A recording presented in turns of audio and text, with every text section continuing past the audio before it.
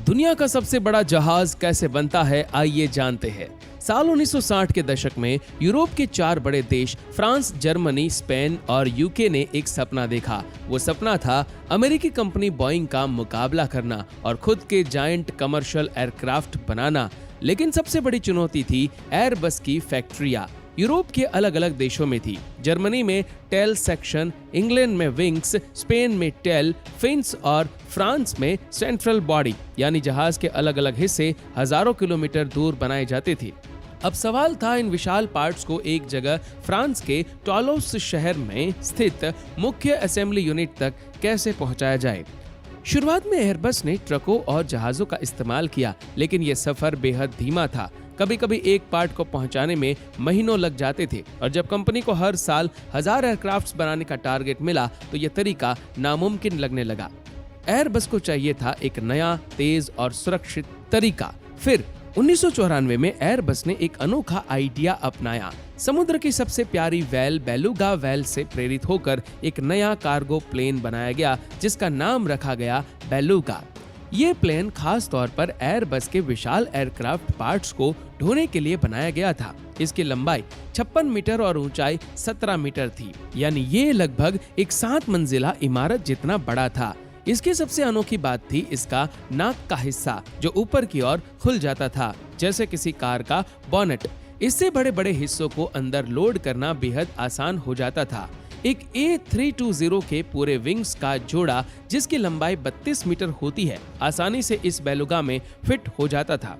पहले जहां ये पार्ट्स ट्रक या शिप से महीनों में पहुंचते थे, अब बेलुगा वही सफर सिर्फ 2 घंटों में पूरा कर देता था। इससे एयरबस की असेंबली लाइन कभी रुकती नहीं थी और इसी सफलता के बाद 2014 में एयरबस ने इसका नया और शक्तिशाली वर्जन लॉन्च किया, बेलुगा एक्सेल। ये पुराने मॉडल से 30% बड़ा और 20% तेज था।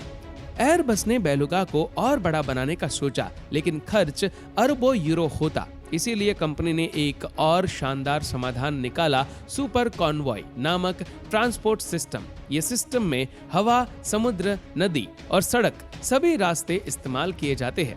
पहले roll on roll of ships बनाई गई, जिनमें बड़े पार्ट्स पहियों पर चढ़ाकर लोड किए जाते हैं। इनमें से एक जहाज का नाम है सिटी ऑफ हैम्बर्ग, जो 126 मीटर लंबा और 20 मीटर चौड़ा है। ये जहाज लगभग 1600 किलोमीटर का सफर तय करता है। समंदर में तेज हवाएं और ऊंची लहरें इसे एक बेहद जोखिम भरा मिशन बना देती है। ये रास्ता आसान नहीं, क्योंकि यहाँ मौजूद पॉन्ट डे पेरे ब्रिज की आर्चेज बहुत संकरी है। हर 12 घंटे में सिर्फ 3 मिनट की विंडो मिलती है। जब नदी का पानी नीचा होता है तभी बार्ज वहां से निकल सकती है। अगर वह मौका छूट गया तो पूरा कॉन्वॉय 12 घंटे तक रुक जाता है। वही बॉर्डियक्स से टॉलोस तक का सफर अभी बाकी होता है, जो करीब 250 किलोमीटर लंबा होता है। इसके लिए एयरबस के पास है सुपर ट्रक्स, जो 50 मीटर लंबे, 650 हॉर्स पावर इंजन और 96 पहियों वाले होते हैं। इन ट्रक्स को सिर्फ रात के समय चलाया जाता है। जब सड़कें खाली हो, 40 लोगों की टीम, पुलिस एस्कॉर्ट और इंजीनियर्स साथ चलते हैं। ये ट्रक्स संकरे रास्तों, राउंड अबाउट्स और पुलों से धीरे धीरे गुजरते हुए आखिरकार टॉलोस असेंबली यूनिट तक पहुंचते हैं। टॉलोस में एयरबस के इंजीनियर इन सभी हिस्सों को जोड़ते हैं। एक A380 के फ्यूजलाज को जोड़ने के लिए 19,000 से ज्यादा रिवेट्स लगती है और सिर्फ विंग्स को जोड़ने में 4000 बोल्ट्स। पूरा प्रोसेस इतना सटीक है कि एक A380 को पूरा बनाने में करीब 9 महीने लगते हैं, जिसमें डिजाइन से लेकर डिलीवरी तक का हर कदम शामिल होता है।